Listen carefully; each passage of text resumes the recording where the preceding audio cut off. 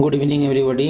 আজকে তোমাদের এমসিকিউ যেগুলো করছিলাম সলিউশন, আজ ইলেকট্রিক ফিল্ডের নেক্সট এমসিকিউ গুলোর সলিউশন করব।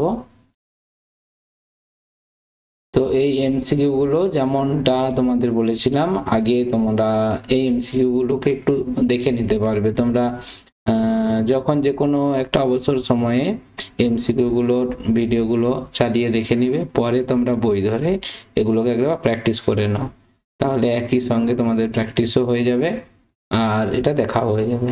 ঠিক আছে, তো চলো শুরু করি তোমাদের পরের এমসিকিউ গুলো। আজকে তোমাদের যে এমসিকিউ গুলো করবো সেটা হচ্ছে তড়িৎ ভেদ্যতার এর উপরে। প্রথমে যে এমসিকিউটা আছে দেখো, তড়িৎ ভেদ্যতার একক। তড়িৎ ভেদ্যতার একক কি? একক বের করতে গেলে তোমরা সেই কুলম্বের সূত্র যেখানে করেছো ওইটা থেকেই করবে, সুবিধা হবে। এফ সমান 1/4 epsilon naught Q1 Q2 by R square, এটা ফর্মুলা ছিল। তাহলে এখানে এপসাইলন 0 হচ্ছে তড়িৎ ভেদ্যতা, তাহলে এখান থেকে এপসাইলন 0 সমান বের করে নেবে। এপসাইলন 0 সমান Q1 Q2 by 4 pi F R square. তাহলে এককটা কত হলো? একক কি লিখবে? এককটা তুমি লিখতে পারবে এখান থেকে coulomb square newton to the power -1 metre to the power -2। সেই হিসাবে তোমাদের অপশন এটা হচ্ছে অপশন এ। নেক্সট যে 23 এমসিকিউ আছে, বায়ুর পরিবর্তে অন্য কোনো পরাবৈদ্যুতিক মাধ্যমে থাকলে দুটি আধানের মধ্যে ক্রিয়াশীল বল কি হবে? তাহলে এটাও তোমরা কুলম্বের সূত্র থেকেই অ্যাপ্লাই করতে পারবে। এটার ক্ষেত্রে আমরা যেটা জানি, অন্য কোনো মাধ্যম বায়ুর পরিবর্তে 1/4 পাই এপসাইলন 0 কে epsilon 0 Q1 Q2 by R square. আচ্ছা, এটা F0 করছি বায়ু মাধ্যমের ক্ষেত্রে, F0 করছি, দিয়ে এটা করলাম। এবারে যদি অন্য কোনো মাধ্যম হয়, এটা F মিডিয়াম, এটা সমান কত? 1/4 পাই কে epsilon 0 Q1 Q2 by R square. তাহলে বুঝতেই পারছো এটা সমান কত হচ্ছে। এটা সমান এই পুরোটা, এই কেটাকে যদি বাদ দিয়ে দিই, পুরোটা সমান কত আসছে? F0। তাহলে F0 বাই কে। তাহলে এখানে যেহেতু তোমার হচ্ছে কে গ্রেটার দেন 1, অতএব Fm লেস দেন F0। ঠিক আছে, তার মানে কি কমে যাবে, এখানে কমবে। বায়ুর পরিবর্তে একটি ধাতব পাত থাকলে দুটি আধানের মধ্যে ক্রিয়াশীল বল কি হবে? না, এখানে দূরত্বটা কমে যাবে, তাই হচ্ছে কি হবে? বেড়ে যাবে। বায়ুর পরিবর্তে ধাতব পাত যদি থাকে তাহলে কি হয়? এদের মধ্যবর্তী দূরত্বটা কমে যায় বলেই জন্য তাদের মধ্যে ক্রিয়াশীল বল বৃদ্ধি পাবে। মানে ধরো এইখানে একটা আধান আছে আর এরকম জায়গায় যদি একটা আধান থাকে, দুই জায়গায় যদি আধান থাকে, এটা বায়ুর পরিবর্তে যখন একটা এরকম ধাতব কোনো পদার্থ স্থাপন করে দিবে, তখন কি হবে? এদের মধ্যবর্তী দূরত্বটা হ্রাস পায়, মানে আপেক্ষিক দূরত্বটা হ্রাস পায়। ঠিক আছে, যদিও তোমরা একটু যদি ডিপলি চিন্তা করো, এখানে একটা তড়িতাবেশ ঘটবে, তার ফলে কি হবে? আকর্ষণ বলটা বেশি হবে। এই কারণে এখানে অপশনটা হবে বাড়বে, বৃদ্ধি পাবে। আচ্ছা, 25 যেটা আছে দেখো, মাইকার পরাবৈদ্যুতিক ধ্রুবক এপসাইলন এম দেওয়া আছে, জলের পরাবৈদ্যুতিক ধ্রুবক এপসাইলন ডব্লিউ হলে এটা জাস্ট হচ্ছে ওদের দুজনের মধ্যে কার পরাবৈদ্যুতিক ধ্রুবক বেশি কম সেটার উপর বেস করে হবে। তো ভ্যালু আমারও এক্সাক্ট জানা নেই, দেখে বলতে হবে। আচ্ছা, এটা মাইকার পরাবৈদ্যুতিক ধ্রুবকটার মান বেশি হবে। হ্যাঁ, মাইকারটা বেশি, অপশন বি এরটা। শূন্য মাধ্যমের পরাবৈদ্যুতিক ধ্রুবক, এটা তো জানো, শূন্য মাধ্যমের পরাবৈদ্যুতিক ধ্রুবকের ভ্যালু 1 হয়। আচ্ছা, নেক্সট তোমাদের 27 যেটা আছে দেখো, 27 এরটা এটা তোমার হচ্ছে দুটি আধান 20 এবং 40 দুই পরবর্তী মাধ্যমে ক্রিয়ারত বল কত। এটা জাস্ট ফর্মুলা পুট করবে, চলে আসবে। এটা ফর্মুলা অ্যাপ্লাই করলেই হয়ে যাবে। ক্রিয়াশীল বল F সমান সিএস পদ্ধতিতে করবে 1/k into Q1 Q2 by R square. তাহলে এটা 1/k, k এর ভ্যালু তোমার এখানে 2, এটা 2, Q1 এর ভ্যালু 20 আর Q2 এর ভ্যালু 40 বাই দূরত্ব 20 সেন্টিমিটার, মানে 20 400 হবে। 20 স্কোয়ার না 400, 0 0 কেটে দাও, 4 4 কেটে দাও, 2 2 কেটে দাও, 1 লাইন হচ্ছে 1 লাইন। একটি পরাবৈদ্যুতিক ব্লককে একটি তড়িৎ ক্ষেত্রে স্থাপন করা হলো। তাহলে এটাও যদি তোমরা ধারা করতে ক্লিয়ার আইডিয়া পাবে। পরাবৈদ্যুতিক ব্লক মানে দ্বিমেরু নিয়ে গঠিত। ব্লকটি সমস্ত পরমাণু মেরুবর্তী হবে। মেরুবর্তী আধানগুলি ব্লক দুটি দুই পার্শ্বতলে থাকবে। মেরুবর্তী আধানগুলির ক্ষেত্রে গাউসের সূত্র প্রযোজ্য হবে। এখানে সবগুলোই হবে। ব্লকের সমস্ত পরমাণু মেরুবর্তী হবে, মেরুবর্তী পদার্থে পরিণত হবে। ব্লকের পরমাণুগুলো ব্লকের দুই তলে অবস্থান করবে আর গাউসের সূত্র প্রযোজ্য হবে, সবগুলোই হবে।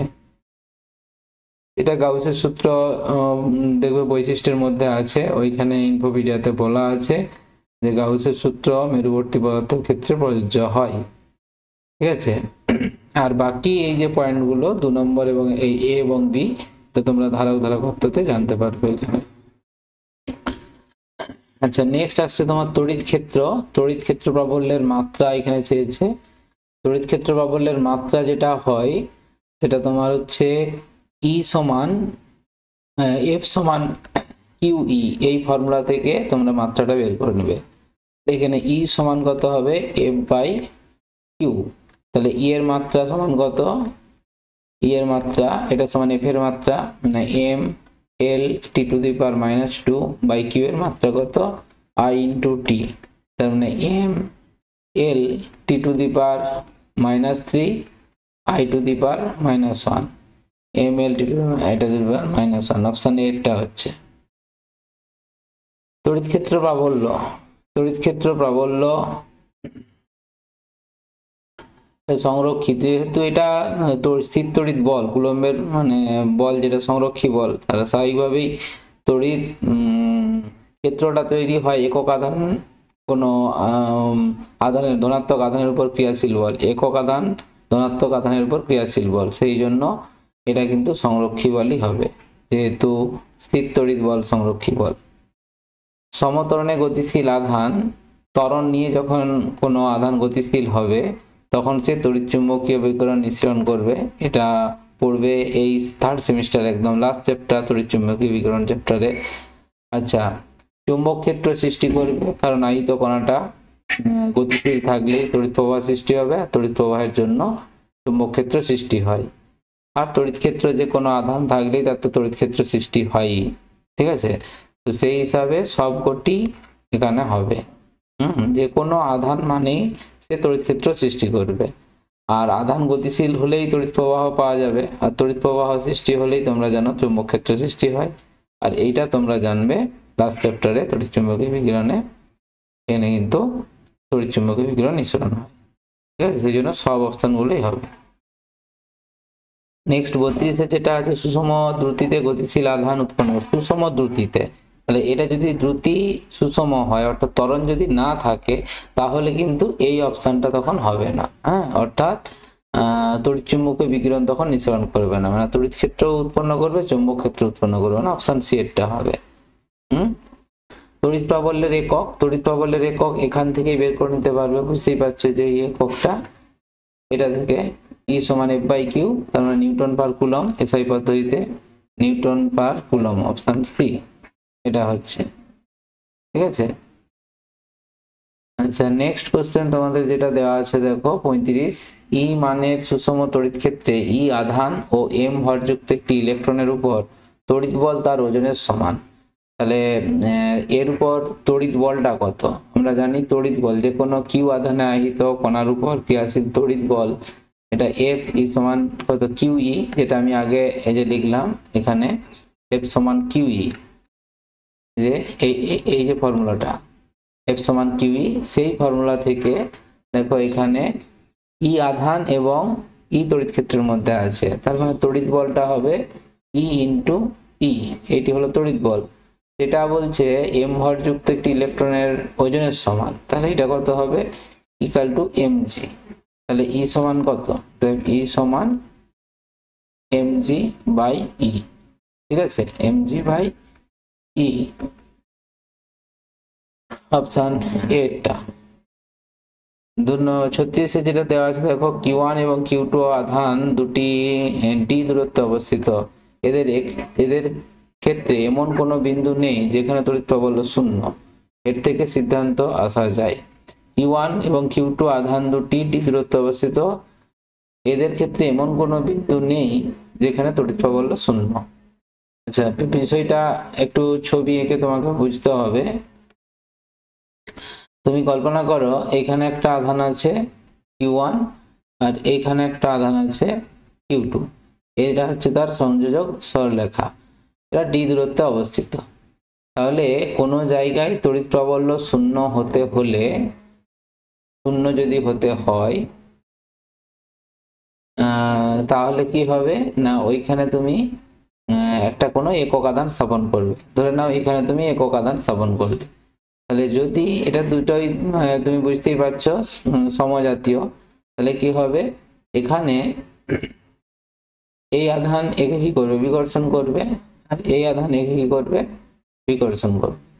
তাহলে এখানে যদি এদের দুজনের ভ্যালু সমান হয়, Q1 এবং Q2 সমান হয়, তাহলে মধ্যবিন্দুতে প্রাবল্যটা শূন্য হয়ে যাবে, ঠিক আছে, মধ্যবিন্দুতে।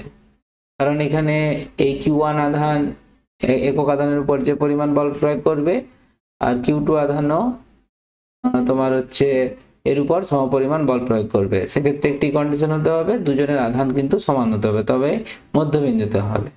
তাছাড়া যদি আধানের ভ্যালু এখানে আলাদা হয়, তাহলে এই দিকে বা এই দিকে মধ্যবিন্দুর দুই দিকে, মানে এখানে এ এবং বি এই দুটো বিন্দুর মাঝে যে কোনো বিন্দুতে প্রাবল্য কিন্তু শূন্য হতে পারে, ঠিক আছে। কিন্তু এই দুটো আধান যদি সমান হয় তাহলে কখনোই, মানে সমান বলতে সমপ্রকৃতির হয়, তাহলে কখনোই এই দিকের কোনো বিন্দুতে প্রাবল্য শূন্য হবে না। কেন বলতো, কারণ এই জায়গায় তুমি যদি একক ধনাত্মক আধান রাখো, তাহলে কি করবে, এ একে বিকর্ষণ করবে আর এও কি করবে বিকর্ষণ করবে, একই দিকে হবে। সেই জন্য এটার জন্য কখনোই প্রাবল্য শূন্য এই দিকে পাবে না, ঠিক আছে, মানে এই মাঝেই কোনো একটা বিন্দুতে প্রাবল্য শূন্য হবে।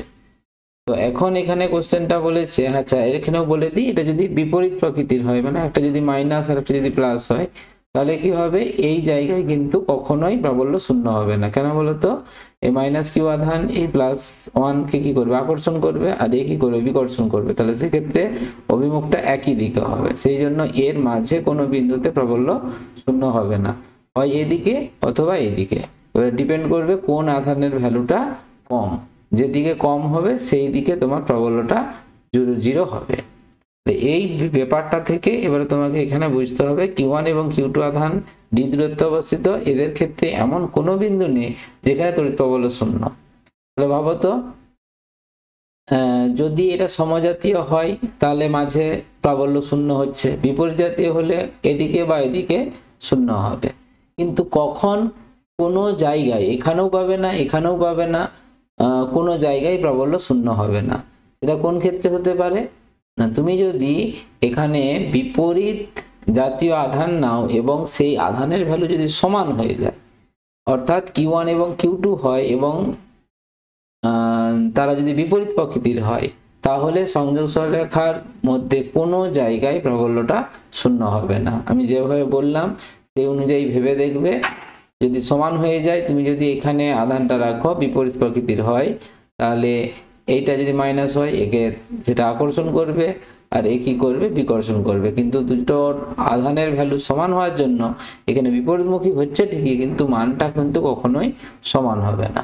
সেই জন্য আধান দুটি যেটা হবে সমান মানের বিপরীতধর্মী, অপশন সি এরটা সমান মানের এবং বিপরীতধর্মী হবে। 35-এর যে কোশ্চেনটা আছে, এম ভর একটি তৈলবিন্দুর আধান কিউ কত প্রাবল্যের তড়িৎ ক্ষেত্রে সাম্যে থাকবে। দেখো এই 35 এবং 37 দুটো কোশ্চেন কিন্তু একই, ঠিক আছে। এখানে তড়িৎ ক্ষেত্রে প্রাবল্য চেয়েছে, তড়িৎ ক্ষেত্র প্রাবল্য ই সমান mg বাই ই হবে, mg বাই কিউ, তার মানে অপশন বি এরটা হবে, সেম ক্যালকুলেশন।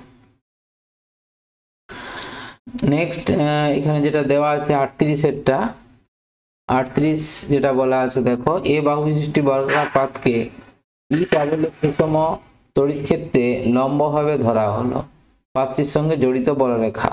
তাহলে বলরেখার ব্যাপারটা হচ্ছে ফাই সমান ই ইন্টু ডিএস যে ফর্মুলা। তাহলে এখানে এটা একটা তড়িৎ ক্ষেত্র, এইটা তড়িৎ ক্ষেত্র, তার সঙ্গে লম্বভাবে ধরা আছে, লম্বভাবে। তার মানে এখানে তল ভেক্টর এবং ই ভেক্টরের মধ্যবর্তী কোণ কিন্তু 0 ডিগ্রি, ঠিক আছে। তাহলে 0 ডিগ্রি যদি হয় তাহলে এখানে ফাই সমান আমরা জানি ফাই সমান E into DS into cos theta. তাহলে এখানে ই ইন্টু ডিএস ক্ষেত্রফলটা কত, বাহু বিশিষ্ট বর্গাকার বলেছে, তাহলে এ স্কোয়ার হবে, ই ইন্টু এ স্কোয়ার বর্গাকার পাতের। তাহলে এইটা হবে অপশন ডি এরটা। থিটাটা যেহেতু এখানে 0 সেই জন্য 1 হয়ে যাচ্ছে। নেক্সট আসছে দেখো 39-এরটা। 39 বলেছে দুটি বিন্দু আধান Q1 Q2 পরস্পর থেকে d দূরত্বে অবস্থিত এবং এদের সংযোগকারী রেখার মধ্যবর্তী কোনো একটি স্থানে এমন কোনো বিন্দু নেই যেখানে তড়িৎ প্রবাহ 0। এর থেকে কি সিদ্ধান্ত, মধ্যবর্তী স্থানে বলেছে, তাহলে মধ্যবর্তী স্থানে প্রাবল্য 0 নয়। মানে আগের যে কোশ্চেনটা ছিল সেই কোশ্চেনটার মতোই এটা যেটা বলেছে, এটা একটা আধান, এটা একটা আধান Q1 আর Q2, এর মধ্যবর্তী যে দূরত্ব সেই দূরত্বটা হচ্ছে d। এদের সংযোগকারী রেখার মধ্যবর্তী কোন স্থানে এমন কোনো বিন্দু নেই যেখানে তড়িৎ প্রবাহ 0। মধ্যবর্তী স্থানে তড়িৎ প্রবাহ 0 হতে পারে, এটা তাহলে বিপরীত প্রকৃতির হবে। বিপরীত প্রকৃতির হলে মাঝে কোনো বিন্দুতে প্রাবল্য 0 হবে না, ঠিক আছে, বিপরীত প্রকৃতির।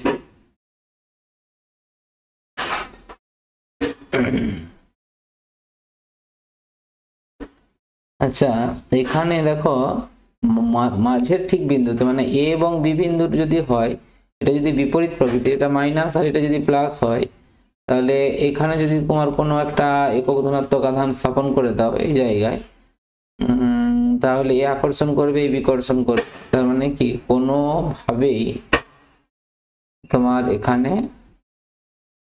একই অভিমুখে বল হয়ে যাবে, তো এইদিকে আর এও এদিকে ঠেলবে। তাহলে সেই জন্য সংযোগ রেখার কোনো বিন্দুতে এক্ষেত্রে সমান হলেও হবে, আধান দুটো যদি সমান হয় বিপরীত প্রকৃতির কিন্তু সমমানের যদি হয় তাহলেও হবে। আর এই অপশন সি এবং অপশন ডি দুটোই কিন্তু বলা যায়, বুঝতে পারলে। মানে এটা যদি আধানের ভ্যালুগুলো সমান নাও হয় তাহলেও তো সংযোগ রেখার মধ্যে কোনো বিন্দুতে তড়িৎ প্রবাহ 0 হবে না। আর বিপরীত ধর্মী অবস্থায় হতে হবে, আর সমান হলেও কিন্তু কখনোই এই জায়গায় পাওয়া যাবে না। এখানে কিন্তু দুটো অপশনই হবে, সি এবং ডি দুটোই হবে।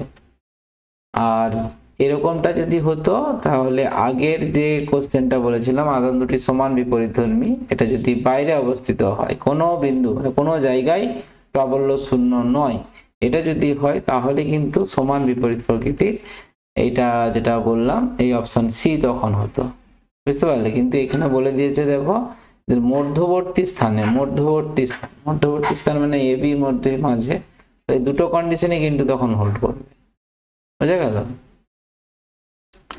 আচ্ছা, নেক্সট 40 যেটা আছে, কিউ আধানে আহিত এ ব্যাসার্ধের একটি ফাঁপা তড়িতাহিত গোলকের ভিতরে তড়িৎ প্রাবল্য হবে। ফাঁপা তড়িতাহিত গোলকের ভিতরে তড়িৎ প্রাবল্য শূন্য হয়। এটা কি করে শূন্য হয়? এটা গাউসের সূত্র তোমরা পড়লেই বুঝতে পারবে। গাউসের সূত্র থেকে সরাসরি বলা হয় কোনো একটা এরকম ফাঁপা গোলকের যদি আহিত করা হয়, তার আধান হচ্ছে বাইরের পৃষ্ঠে অবস্থান করে, ভিতরে পূর্ণ আধান থাকে না, সেই জন্য ভিতরে প্রাবল্যটা শূন্য হয়, ওখানে তড়িৎ বলরেখাও থাকে না। ঠিক আছে স্টুডেন্টস, তাহলে আজকে এই অঙ্কগুলোই থাক, যেগুলো করলাম এগুলোকে বুঝে নাও এবং এগুলো প্র্যাকটিস করো। পরের ক্লাসে বাকি কোশ্চেনগুলো করব। Thank you.